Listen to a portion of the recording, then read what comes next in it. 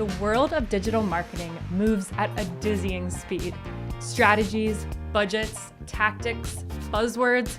How can we even begin to distinguish the signal from the noise, the good moves from the bad? Take it from the team that's tripped as much as we've triumphed.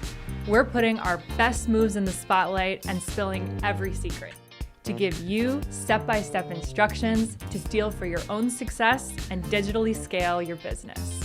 This is Marketing Moves. Welcome back to another episode of Marketing Moves. I'm your host, Ashtyn Morris, Senior Account Executive and Strategic Partnerships Lead at VividFront. Today, I'm joined by Brent Zimmerman, co-founder and CEO of Saucy Brew Works, one of Cleveland's most recognized craft brewery brands, and the force behind Saucy Seltzer, a premium hemp-derived THC beverage that launched nationally in early 2026. Brent's story isn't just about beer. It's about building brands, community, and now an entirely new category. Brent, welcome to Marketing Moves. Thanks for having me. You don't have the typical path to craft beer. You spent years in finance, mutual funds, and Wall Street. What pushed you to make that jump? I'm insane. No, I started my career at a big mutual fund company in Boston, and then I went to New York to work on Wall Street and came back here to Cleveland to co-run a fixed income division at Victory Capital, which KeyBank owned at the time. And when I was there, and the only reason I bring that up is that I had a couple of employees who knew a guy who was opening a brewery, asked if I would take a look at it and partner on it. This is probably 2014, something like that. So I'm curious. That's all I did for a living is invest, so why not look at a private company to invest in? And did a lot of work around it, spent probably a month plus, brought in somebody that actually knew how to brew beer, an operator. And we decided ultimately that I wanted to do it, but just not with that person. The person I brought into the fold was named Eric Anderson, who founded Saucy with me. And he's a chemist, engineer, biology kind of guy in college. Really bright guy, funny. We just hit it off. He was promised a few things at his prior job that he wasn't given. And I said, well, let's just do this ourselves. And what do you want? And he wanted ownership. And I'm like, cool, let's go. And I had an operating agreement. I think he tells the story 3 days later or something like that. And that's probably in the 2000, late 14, 15 timeframe. And I guess the rest is history. I can go as far deep into that as you like, but that's how it happened. So just a little bit of a career change. At the time, we managed money that was fairly concentrated for a large private company. Mm-hmm.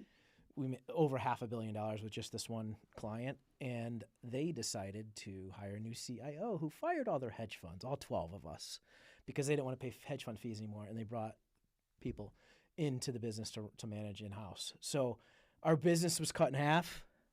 That business is literally making money for people that are rich and making money for yourself, and there's no other really thing you're doing. That's what you're doing, right? And it was just the timing. Once you cut the assets in half, we had managed money for them for a decade. Just the partnership wasn't going great internally. There was plenty of conflict. I started to develop commercial real estate at the time. Just needed a change. This was interesting.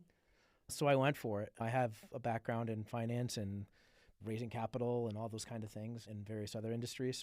So we gave it a shot. Were you a craft beer fan as well? Yeah, I love craft beer. Eric when he was building out another brewery, was a bartender at Tap House in Tremont. And I went all the time. I loved the beer selection he had there. He was a big part of that. And we became so familiar with each other that I wouldn't even look at a menu. He would just give me a beer when I was there. So that's how that whole thing started. But yeah, I've always loved craft beer. I love wine. I now love THC seltzer drinks too. Yeah, we're definitely going to get into that for sure. So you mentioned that you've had your hand in some commercial development. What made you want to make that jump as well? That one was more on it. I grew up in it. My grandfather did it. My dad owns a construction company. They develop for themselves, mostly multifamily, but they would buy a piece of ground, develop it, own the apartments, manage the apartments. They still manage them today. So just always had that. Mm-hmm. Even when I was in Boston and New York, I always had a couple of little projects going on. I just got more into it once I had more time here and made it more institutional in nature. So we did quite a bit of quite a few projects, a couple $100 million, I think, in total dollars, almost all in Cleveland, a little bit in Columbus. You made the jump with Saucy, which has grown into a multi-location hospitality and beverage company through organic growth, crowdfunding, and acquisitions.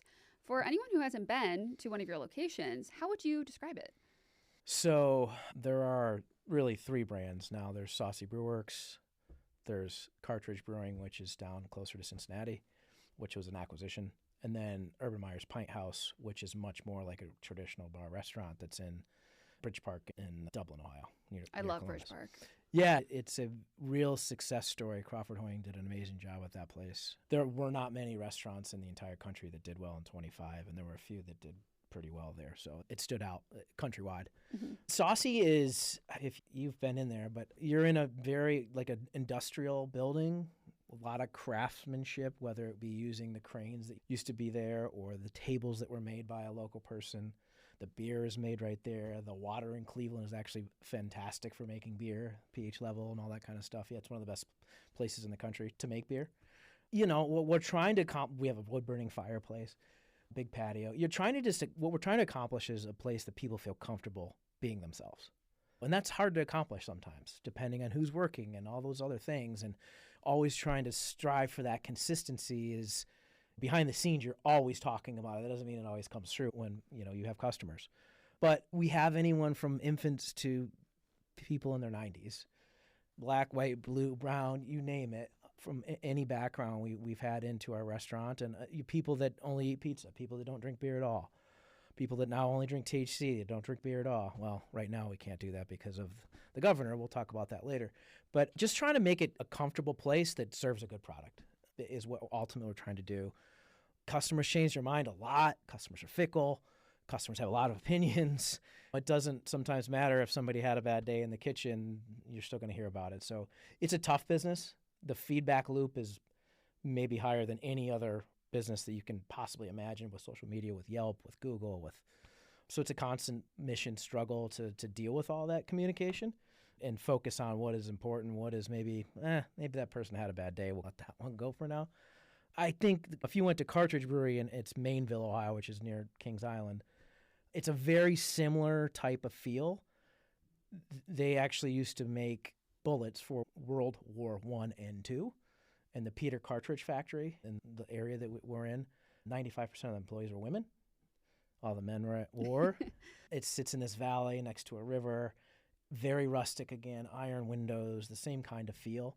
And then Urban Meyer's just like Coach has become a good friend. He's hugely supportive, even though he doesn't live in Columbus anymore. He probably is there 6-7 times a year, maybe more because of Fox. But that is very sports focused. The TVs are everywhere. The programming is everywhere.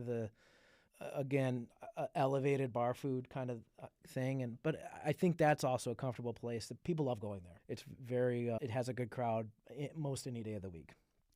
I haven't been to the locations outside of Cleveland, but I can attest that Saucy is a very comfortable vibe. I've been there many of times in the winter and the summer with friends, with family, and it's somewhere you can just go and have a good time. But I did want to drill down on the point you said about sometimes you have to let things go. If someone's having a bad day or someone leaves a bad review, how do you handle that as a business owner? So I think how I handle it today, almost 9 years in versus day one, is a lot different. First of all, because I have a lot more to do. There was one at the time, and we brewed it all there, and we made it, and the pub was right there. But also, you just learn what's important, what's not. You can't react to everything that everyone does and says. There's always going to be people that detract from the message. By and large, people are pretty positive. What ends up happening is a lot of the times the people that are negative talk a lot more than the people that are positive. Mm-hmm. So you end up spending more time on that than you'd like to, but you have to take it in stride. You're a public business. We're in the news all the time. We're on TV. We're with you. We're on the radio, and we're constantly advertising and so on and so forth. So people all have opinions about food and drinks, and because everyone thinks they can do it because they eat and drink, right? Never mind, it has no correlation whatsoever to actually running them. But everyone does it every day, so that everyone feels as if they're an expert. So you take it in stride. You get better at it over time is really the best answer. And you realize that People are allowed to say whatever they want to say, and you just can't let it bother you. On to the next day. Oh, yeah. You got to just roll with the punches. Yep. Outside of obviously being a very comfortable environment, what would you say makes Saucy different from other breweries? If you want to geek out, we have an amazing brew house from Germany that is second to none that we imported, that we went over and inspected when it was done being built. Fatheads actually has the same manufacturer. There are a couple of them around the state, but it's thought to be like whatever you think like the nicest car on earth is, it's thought to be that, but in brewery terms. So that's unique. We, for better or worse, spent a lot of capital out of the gate in terms of what our equipment looked like and how we were doing things and attention to detail as it relates to that. So from the brew house to the lab to, funny fact that some folks might not know, but we have actual stainless steel little lines that go from tanks to our taps, stainless steel. So instead of those plastic lines that go whatever, we have stainless steel lines. Oh, wow. So it just makes it, from a cleaning perspective, just second to none. And it's honestly, I'll get shit from people sometimes about, well, you don't like other. I love plenty of other people's beers. There's so many great breweries, especially in Ohio. But it's the quality of it coming from that line is just substantially different than a plastic line that had a different flavor of beer in it before that flavor of beer, and it bled or whatever into it. So that's a cool thing. I don't know that anyone else, I shouldn't say on the planet, but I've never heard of anyone else that has it. That was a kind of an upgrade that Eric and I at the time were like, yeah, let's do it. This is just, and imagine like, so you these stainless steel lines, like you have to, like there's got to be an artisan that makes the flow work. It can't just be a tube that is the same diameter the whole way through to make sure there's enough restriction and everything else. I don't think you wanted that geeky of an answer, but it's a cool thing that I probably don't want that that much. geeky of an answer because right. I don't think I would ever know that. That's yeah, incredible. no, most people don't know that one, so that's why I brought it up. Yeah, I love it. Yeah. And like you were saying, you raised around $9 million early on and have leaned into crowdfunding multiple times since. Beyond capital, what has this unlocked for the brand? So crowdfunding is an interesting phenomena. There are, multiple reasons you do it. If you run a successful campaign, you end up spending at least a third of it on marketing to get the dollars in the first place. At the beginning, you got to create momentum or it never works. There's, fortunately or unfortunately, humans, FOMO is a real thing. And so the channels in which you market it through are very important. The cost of doing, if you do $1 million raise, you get a figure somewhere between $300,000 or $400,000 you're spending on marketing. So lining that up to make sense, depending on when the cash is coming in and out, is super important. And then after a while, finding an audience that cares is an interesting endeavor, especially when you're in Ohio and a lot of the folks are in other states because they can't come and touch it and feel it and use some of the perks that they get on a regular basis versus some of the guys that live across the street that came every week. Mm-hmm. So it's a viable way to raise capital. I think the investor is as much or more interested in the value proposition of the discounts, the T-shirts, the beer memberships, the accoutrement that you get with it, not just solely the equity dollars that they put into it. The average investment was at $300-some. Mm-hmm. So 98% of the people who invested in it didn't think they were going to get rich doing it. How did you get them to care then? So multimodal, it was obviously social, some radio. We actually stumbled upon, during our first campaign, it was the same time as one of the presidential elections. And I had no idea that this existed. But while that was going on, it was super expensive to do local and like regional, like Ohio TV. Really cheap to do national, which I would have never dawned on me in my entire life. Never did I think we'd be running TV commercials on CNBC, right?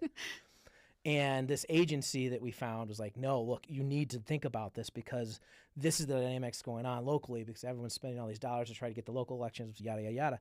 And so we ended up starting to run hundreds of commercials on a national basis, CNN, CNBC, Wow. you name it. And I had a spreadsheet every day of 40 spots. Some of the commercials were $0. That's crazy. Most of them were can't believe between that. $100 and $1,000 on national TV. So you'll see that Ohio is the state we raised the most amount of dollars, but California and Texas were right behind it just because of that TV exposure. And without that, the next time around, it wasn't near as successful. The social just got saturated, and you were just talking to the same people over and over again. So that was a really interesting phenomenon that if you would have told me we were going into that we were going to be doing national TV commercials, I'd say you're crazy. First of all, because I would have thought they cost too much. Second of all, because why would this resonate with anybody in California kind of thing? But it did. And to this day, California and Texas, I think, are the second most investors in Saucy Brew Works in the country. That's crazy. Yeah. Such a funny story. Yeah. I would have never guessed. Yeah. Worked out great, though. Yeah. An early investor told you to focus on internal culture, and you've stuck with that. What does that look like as you scale across locations and teams? Super hard. People are the hardest part of any business. And not in a negative way. It's just where humans are dynamic and changing and have different needs and wants, and things change in everybody's life. Going pre-COVID, it was just a substantially different and easier environment. We had many more people who were, I would call, more like life people in the industry, restaurant, bar, brewery industry, and they decided to make that their living. Back then, we had a couple bartenders making 6 figures a year. Well, and we had, from a work-life perspective, it's better than almost, I thought it was better than everywhere, but better than most places to work if you're in that industry, because we open at 11, and even on a weekend, we're only open till midnight. And during the week, we're only open till 10. So some other places that could rival that salary back then, they're open till 2. They're there till 4 in the morning cleaning up. We had our own cleaning service, whatever. So people would leave at 10, 10:30, 12 o'clock, worst case on a weekend. So they would earn that while also having a better work-life experience. So that was super helpful. The early on employees, even in the kitchen, were just chefs, really. They really believed in what we were doing, and from menu creation to everyday preparation.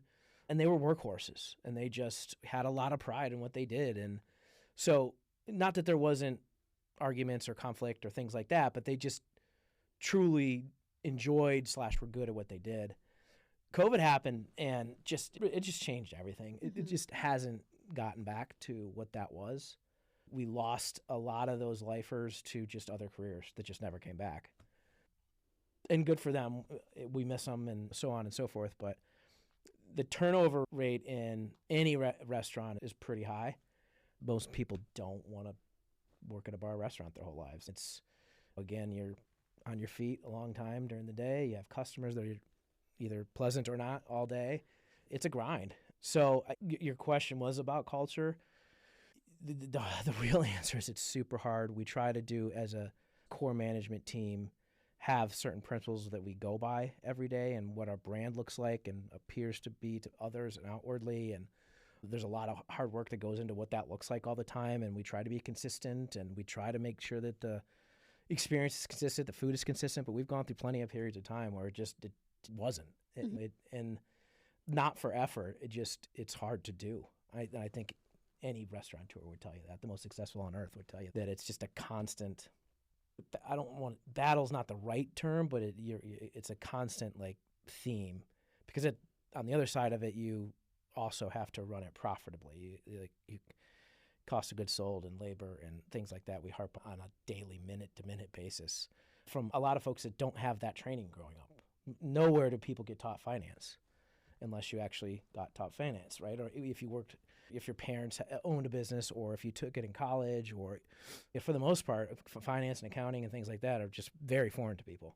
So trying to teach not only hospitality, consistency, being pleasant, but also, hey, we got to do it at this cost or we're out of business. Yeah, your industry is not for the faint of heart. It's the hardest industry that exists, I think. Oh, absolutely. And especially, too, the scaling piece gets more complicated through acquisitions, and you've acquired companies as well. So I'm curious, what is your approach to acquiring a new entity? So I'll take Cartridge Brewing as an example. The setup, the setting, the aesthetics felt very familiar. And then I'll call it the management team, like the core people that ran the place day to day, were really solid. Both our general manager as well at the time, the brewer. there, without getting into, there was a lot of conflict with the person who owned it before, and investors and employees, and so the timing was just a little bit of distress, really, at the end of the day.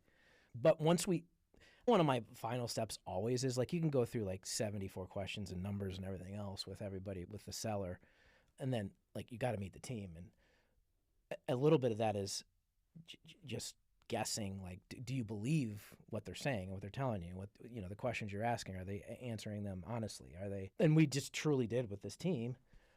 I had also known one of our Saucy investors, two of our Saucy investors, lives very close to the place, and he spoke very highly of the place and how it was regarded. And so those little like grassroots things are important.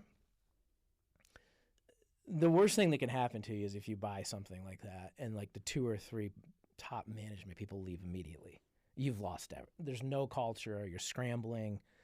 Now you're the person down there, or my chief operating officer, the GM of GM. They're down there running it, trying to put out fires and replace people. And so we were very lucky. We've kept that team very intact from a front of the house perspective. Our brewmaster took another opportunity that was for him, an upgrade in terms of salary and all that kind of stuff. His apprentice stayed on with us, so that transition was great. We've transitioned to our third brewmaster, who was actually at a brewery who closed, so the timing was right. So that's been pretty great over there. The where it sits is in this valley in Cincinnati, and we didn't know at the time this was going to last as long, but they had to put a whole new bridge in to get down to this place. Yeah, that was fun. And then like little things like you don't know that if it's icy in Cincinnati in February that they close this bridge, and you're like, okay, so how do we get down there? Yeah. Little things like that. You think you did your due diligence, but then you're like living it and going, You wouldn't know until, it's funny you bring that up, because one of my best friends, I'm from Youngstown area, so obviously used to driving in winter weather, and he moved down after college to Cincinnati, and one day he called me, he's like, Ash, no one knows how to drive down here on the ice. It's just like a foreign thing, but you wouldn't know because you think that someone wouldn't know how to do that. I wasn't thinking ever that people couldn't get down this road. I would never think of not being able to get down this road or up this road. But those things, some of those, the nuance you learn while you're on the job. Pint House was a similar situation. It was successful in revenue. Let's put it that. I always look at things from a revenue perspective rather than a cost perspective. The cost part you can fix. It's really hard to fix revenue, or at least substantially fix it, right? There's things on the side that you can do that you can boost revenue 10 to 20 or 25% or something like that. But like 100 is really hard, right? To say I'm going to take a place from whatever, 2 million to 4 million is a really difficult thing to do. To say I'm going to take cost of goods sold from 40% to 27 or something like that, we can do that with training over time. With Pint House, we had to do that. It was run in a very paper-like fashion. None of them had computers. None of them were focused on cost whatsoever. It was a bit of a party at the place. So, in comes new management and new standard and new, of course, there's complaints all the time, and this isn't any fun anymore. And so, well, we're not saying don't have fun, but you also have to make money or we can't be in business. So that was a completely different cultural acquisition. And all these things at the end of the day come down to that. Like, can you get through that? Whatever it is, the best company on earth, you're going to have that period of time where there's a transition. Can you get that transition right or not? And it's hard. It's hard. I don't think there's, we have a 90-day plan every time we do one of these, that here's what we follow and here's why we do it and when we do it and so on and so forth. And we are very diligent about measuring versus that plan, but you can be perfect. That doesn't mean you did a great job of integrating it. Yeah, and you're probably feeling pressure as well, just from the craft beer space as a whole, between shifting habits, tighter margins, and declining volume. Right now you're at an inflection point. How are you thinking about the core business today? Yeah, so the consumer is very different, especially than 2019, call it prior to COVID. We always say younger folk. I think people in general are drinking less. Health reasons, money reasons. I think the economy is great if you're in the top 5%. I don't think it's great if you're not. I think people are struggling. So the combination of I want to be healthier / I don't have the extra cash / I spent 2 years of my life in my house. I don't know that I want to go back out to bars anymore. I think those three things are what are really shaping it. 2025 was the worst year I've ever seen. I would take COVID back over 25. It was just really difficult environment. I don't think many people did well. I think we had in 25 from a country perspective the most bankruptcies maybe in restaurant history. There's I think 50 plus restaurants closing in Cleveland alone. You're hearing big brand names around the country that are closing 300, 400, 500 units. Costs went up, labor and everything else, and they haven't come back down. Just because I might have an employee that isn't as efficient as somebody in 2019. In 2019, they made whatever, $14 an hour. Now they make 20. They're not going back to 14, no matter if they're as good as the 2019 employee or not. Same thing with costs. You're on the cost side of the business. It's not escalating like it was. It's flatter, up a little bit flatter, but you never got back to where it used to be. So you have all those pressures, and then you don't have enough pricing power on the other side to offset it. And then the dynamic of people drinking less. In steps THC. So the product I can make in a day, the cost of making it is less than beer. The beer sits for 3 to 5 weeks by the time I serve it, and that's prior to all the supply chain of getting the stuff to buy it, to make it in the first place. So it's a lot easier product to deal with. 0 calories, 0 hangover, it resonates. It makes a lot of sense to me why that category is growing like it's growing, and beer maybe is not. We'll see where it goes. I think 26 has already been quite a bit better than 25. I will tell you the events business is the business that really keeps, at least us, I think most, afloat because corporations are flush with cash. So we have a lot of corporate clients that do parties all the time for their employees. And it's a very reasonable place to have a party. We don't charge fees to them and stuff like that. So they keep coming back. We do a good job and they keep coming back. So that part of the business has been growing tremendously. It's probably going another 50% already this year. And then the core business is growing this year again too. But again, off of a terrible year. So even beer sales are up a little bit this year too. So we'll see. 26 looks a lot better. Obviously, there's a lot of things going on in the world right now. Who knows what's going to happen? The kick in the teeth from the governor was really hard to take. All those jobs are going out of state. All the tax dollars are going out of state. All the revenue is going out of state. Yeah, can you unpack that a little bit for people who might not know what's going on, and then relate it back to how it really impacts your day-to-day operations with Saucy Seltzer? Yeah, so what we're really talking about is how far back do you want to go? Let me take you a little step further back. The THC that is in the beverages that the breweries or the seltzer companies are using is Delta-9, but from hemp, so the stalks of marijuana, not from the cones or the cannabis or whatever. It's the same Delta-9 for the above board companies as it is Delta-9 in cannabis. It's just you have to extract it a lot more stringently to get the oil out of it that you need. There's a loophole in the Farm Bill that allowed to be able to make these drinks with hemp. And why that's important is because the way that the marijuana laws have gone so far is on a state-by-state basis. Therefore, if you're making a beverage, you could only sell it in the state of Ohio. And if I wanted to make it from Minnesota, I had to have another manufacturing facility that I'm making it in Minnesota. So it's not scalable. Hemp is scalable. I can send it to 39 states over the internet. I can distribute it to 39 states. And so it's a much more sustainable business model. It's much easier to raise capital.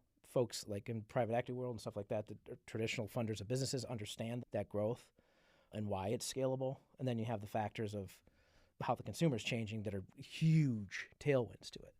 So how we got to where we are in Ohio, we, the industry, and our representatives put together House Bill 56. And Senate Bill 56, not House Bill. And we largely agreed on most of it. We thought it was a really great bill. It's tenets like 21 plus, the stringency of testing, all these different things that we wanted to make sure that was legitimate industry. We too were against some of the synthetic things coming from other countries that are flooding this convenience stores and things like that virtually anyone could buy. Us as an industry were completely against that as well. And so we all came together like, hey, let's write a bill that works for everybody. It was widely adopted by both the House and the Senate by a substantially large margin, larger than anything I've seen. And at the final hour, Governor DeWine vetoed it. I swear it was at 2 a.m. because it was one of those, like, we got blindsided the next morning. You'd have to fact check me on that, but it was at an odd hour. Mm-hmm. And then some lawsuits were filed and extensions and so on and so forth. And basically last week, those extensions ran out. We can get into a lot of details around that if you'd like, but right now where it sits is that it's illegal in the state of Ohio. You can't buy it you can't ship it to your house. You can't buy it from me at my brewery. You can't buy it, period. If somebody sells it to you, it's illegal. So if you find it somewhere, I guess just don't tell anybody, but it's not legal to do right now. Wow. So all of us in the industry that have an actual business hired semis and took it out of state to Indiana, Illinois, and Kentucky. So now we're selling it direct to consumer from Indiana to our distributors from Indiana, and somebody else is manufacturing it. The jobs are there. All the tax dollars are going to Indiana. Every single brewer that has a real business in the state of Ohio did that exact thing to one of those 3 states. Wow. Yeah. That's crazy, especially because it was seemingly a go between the House and the Senate, and then suddenly overnight.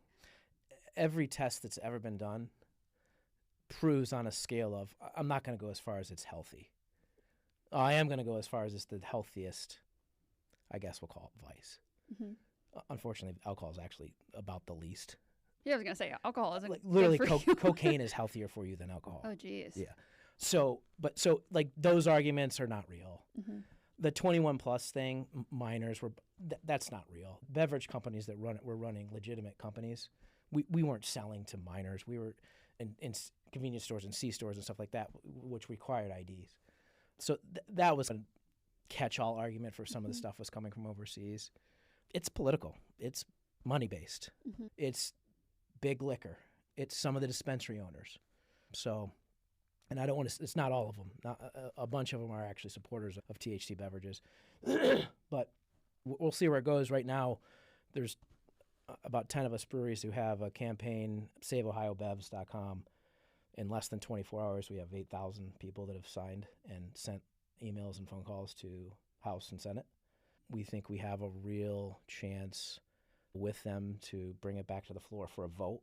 If it gets brought back to the floor, we think we have the votes. So it's not done yet. I don't think either of the 2 candidates running for governor in 8 months, I think they're both in favor of the industry and commerce in general. And so it's not the last chapter, but for now, that's how we're reacting to it. So did you say you were in Indiana? Mm-hmm. Have you seen any traction with those customers in Indiana? Have you seen any sales? I know it's very sudden and just happened, but I'm just curious. Have you seen? This is like literally last week we drove it there. Oh, wow. So I haven't spent $1 in Indiana. Yeah. I have distribution in other states that we'll start distributing to from there. So now we're just forming our plan around what does direct-to-consumer look like now that we're not in Ohio. Because one of the built-in advantages is we have email lists, we have social media, all that stuff that was our direct client all the time. Well, now we got to try differently and try harder in other states, and how are we going to form that? And Saucy had brand recognition here. Yeah, 100%. Yeah, no one knows what Saucy is in Indiana. Struggling with digital marketing, branding, or website design? Does it seem impossible to navigate the landscape of social media, influencers, and algorithm tweaks? At VividFront, we thrive on challenges like these. When the rules constantly shift, we don't just adapt, we excel. We've cracked the code for growth time and time again, propelling some of the biggest names in e-commerce and B2B to new heights. With our custom digital marketing solutions, we don't just promise results, we deliver them. Ready to take your business to the next level?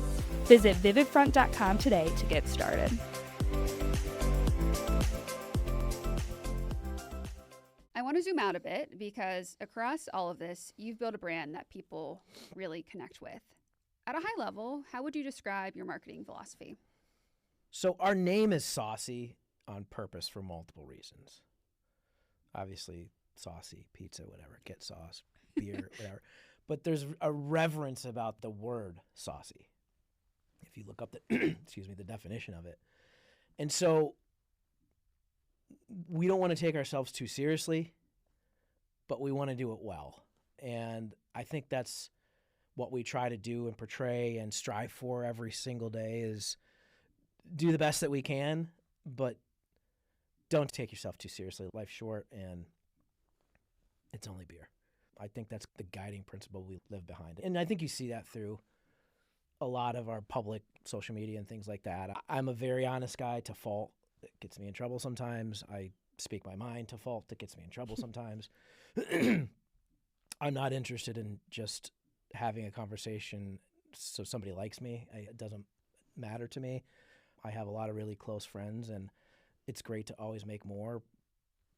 But if, they have a difference in opinion, that's okay with me. I think so in general, our outward effort is we're going to do the best damn food, pizza, beer, environment, give back that we possibly can. And we're going to do it our own way, and hopefully you like that. Yeah, so you mentioned before we started recording, obviously you have an in-house marketing team. What does that look like? Are you doing a lot on social, email? I'm curious if you could unpack that a bit more. Both. So Joe Bacco is our head of graphic design. Well, he's actually our head of marketing, but he's graphic design is like his backdrop. And then Amanda Cantor does all of our social. Brian Ralston does all of our events. So we include him a little bit on the marketing team. So our marketing team of 4, we have a meeting every week, the 4 of us. Not that we don't talk a million times a day, but that dedicated time just to talk about marketing. Yeah, and you look, a lot of social, some paid, a lot of email campaigns, a lot of influencers, a lot of free media, a lot of collaborations, whether it be other breweries or other brands or other businesses. I own a couple hotels. We do a lot of cross collaboration with that. Mm-hmm.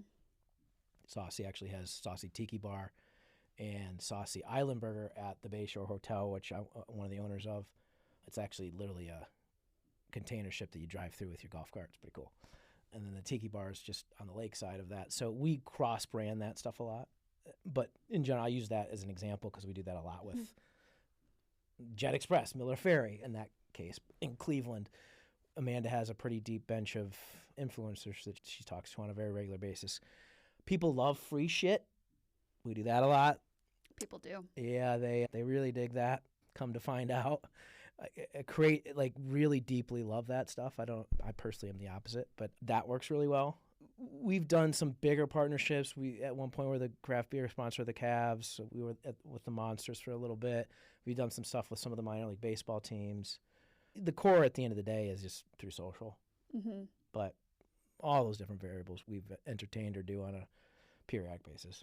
How would you say your marketing strategy has evolved post-COVID? Because COVID seems to be an inflection point for your team.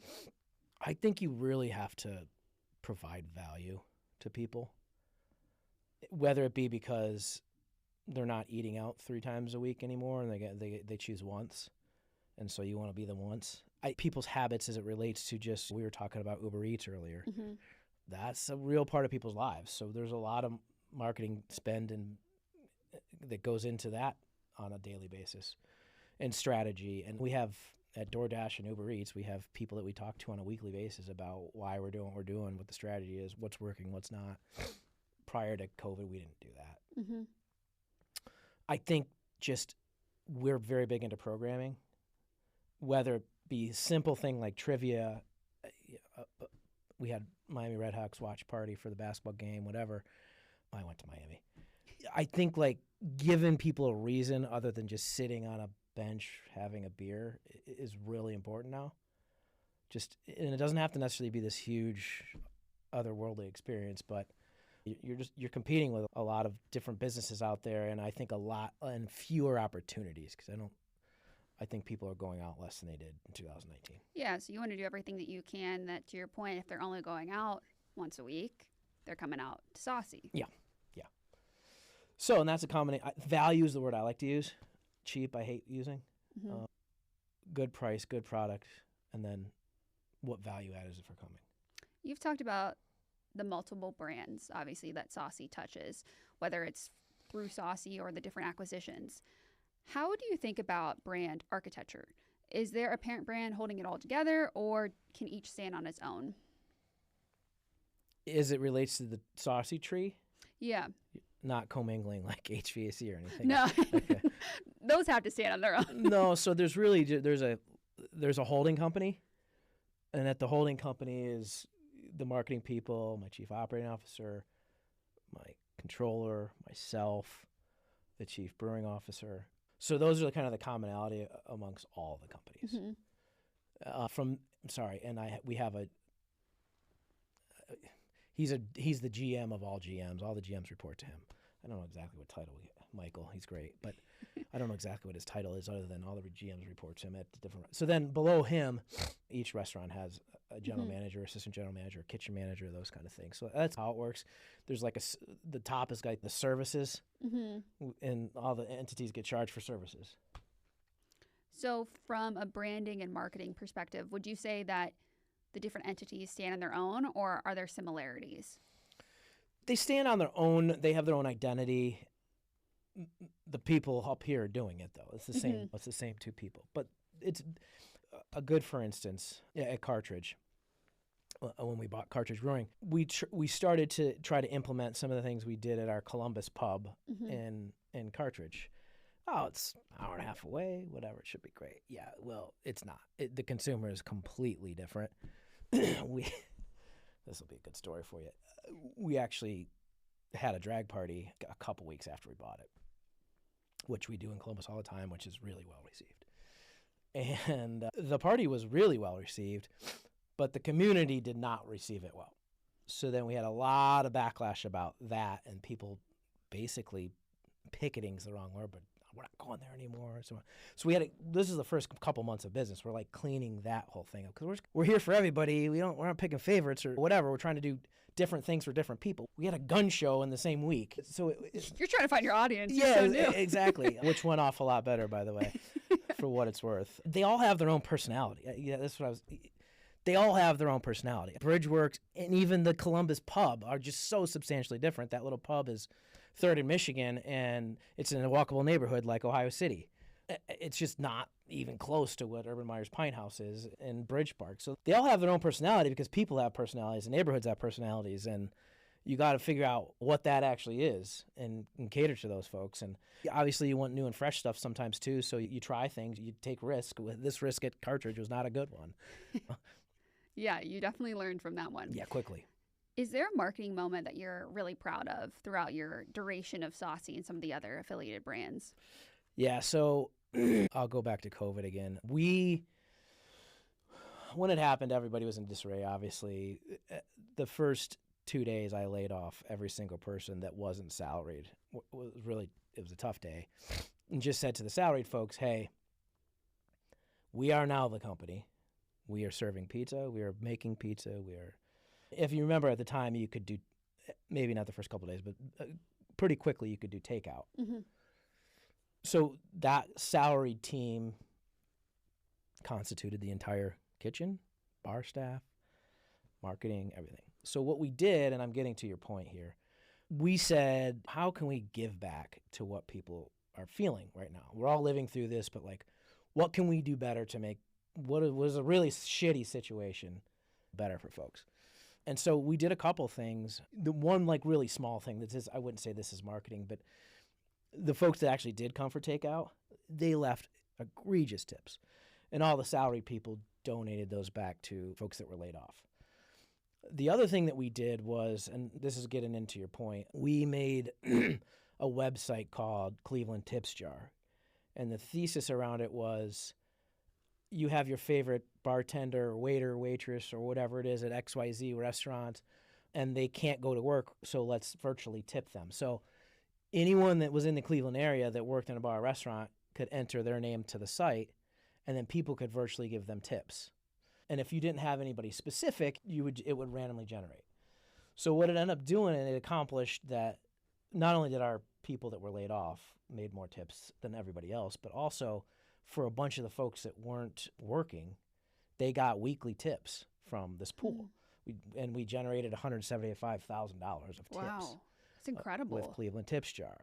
There was a bunch of those things we did during COVID that I think Eric always had this saying, give until it hurts. And like giving during that time was not easy to do. It was just a lot of uncertainty, right? There were a couple other items too, we don't need to belabor, that were pretty cool, but those things that we did led us to receiving the award for Best Small Business in Cleveland. So that time period, even though it was like very hard for everyone, that team, I wouldn't have wanted to do it forever, but that team, the camaraderie, just the way people acted and treated everyone, and just while it was a really shitty situation, the all together part really felt great. And I think we did our part, and it resonated, and we were acknowledged for it. So that, not really a true business marketing example I think that you probably were thinking I was going to give you, but by far the most rewarding, I would say. That was better than any answer I could have anticipated. Good. I'm glad to hear. You could have taken Saucy anywhere. Why does Cleveland still matter to what you're building? Well, some days I wonder. No, I grew up in a very small town, Bellevue, Ohio. I then moved to the East Coast in Boston, New York, came back to live in Cleveland. Growing up, I'm a Cavs, Browns, at the time, Indians fan. Like, when we went to the mall, we went to Tower City. We'd take an hour and 15-minute trek. Like, my aunts and uncles lived in Cleveland. Like, it was the big city. Like, this is where you went. This is where you came. And probably more than anything, because I hate these damn sports teams so much. I mean, love them so much. Not hate them, love hate is what I meant to say. But no, I enjoy living here. We live in the Edgewater neighborhood. It's amazing. We have amazing neighbors. It's filled with a bunch of kids that run around. That kind of feels like when I was growing up. We ride our bike around town, and a little bit our parents lost track of where we are. That happens a little bit over there. It has all the big city assets. Everything's close. I don't drive much at all. I ride my bike and things like that. And I think the bane of everyone's existence is sitting in traffic and sitting in a car. I think it's so wasteful. I don't understand it. So you have all like the accoutrement, I've used that word one other time, of a big city without the hassle of a big city, without the cost of a big city. And you can live a pretty comfortable life. When I got to live in Boston, New York, I traveled abroad and I lived in Europe, and I loved all those things. But it just, comfortable is not the right word, but approachable every day. And so it's just it's an approachable place to be able to get business done and actually have a path where it's possible. If I try to do this in New York City, there's no shot. It's just, the returns aren't there for the capital you need to raise, kind of thing. You need to be a big restaurateur or something. And I don't want to live in New York anyway. But yeah, I don't know if that answered your question, but that's why. Well, Cleveland's very lucky to have you. Oh, thank you. Are you ready to be in the hot seat? I don't know. Yeah. Favorite memory since founding Saucy? Wow. Favorite memory since founding Saucy? Can also be funniest. Whatever's Yeah, there's easiest. a lot of, I mean, there's a pretty cool, now you get me to tear up.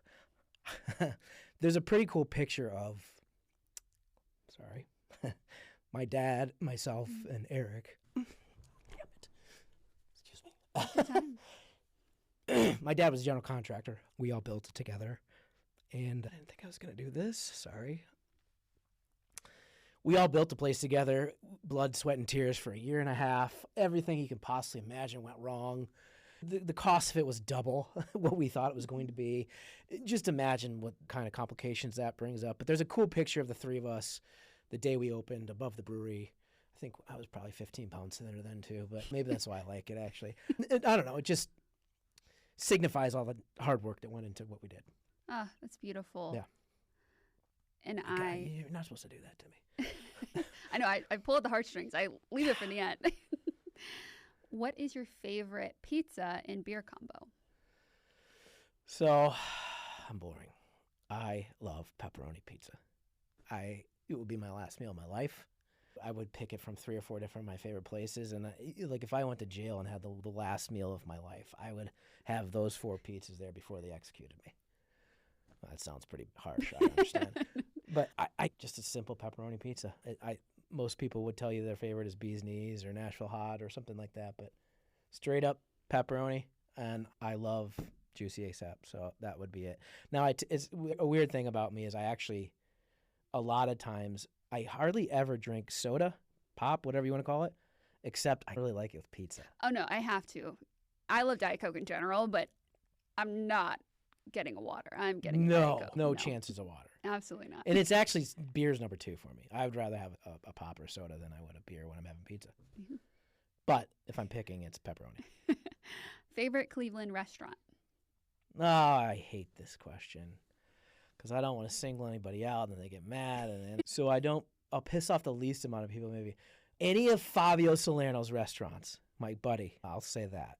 And then he will be not upset with me and everybody can understand why I chose it.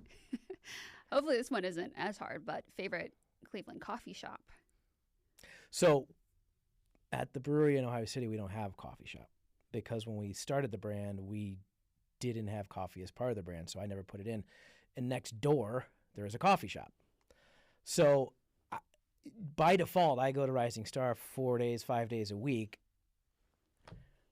and I don't really go anywhere else. So I guess I gotta say Rising Star in Ohio City. And it's a good one too. Yeah, my favorite is the beans that we make, and then I do at home. Like I have an amazing machine and stuff at home, and if I do that on the weekends, that's my favorite cup of coffee. But my go-to every day is Rising Star. Well, Brent, this has been an amazing conversation. Where can people find Saucy, and where can they connect with you? So Saucy on Instagram and stuff is at Saucy Brew Works. The THC brand is actually Vibes by Saucy. So I think it's vibesbysaucy.com, saucybrewworks.com. Check out saveohiobevs.com. I don't know when this airs, and then I'm on LinkedIn and I'm on Instagram. I basically just send what Saucy sends. You know your role. Yeah, exactly. Thank you. Yeah, thank you. Appreciate it. We hope you enjoyed this episode. Now it's time to start making moves. Head to vividfront.com/marketing moves for exclusive marketing materials. Every episode, we add more of our greatest insider secrets to help you move towards success. See you next time.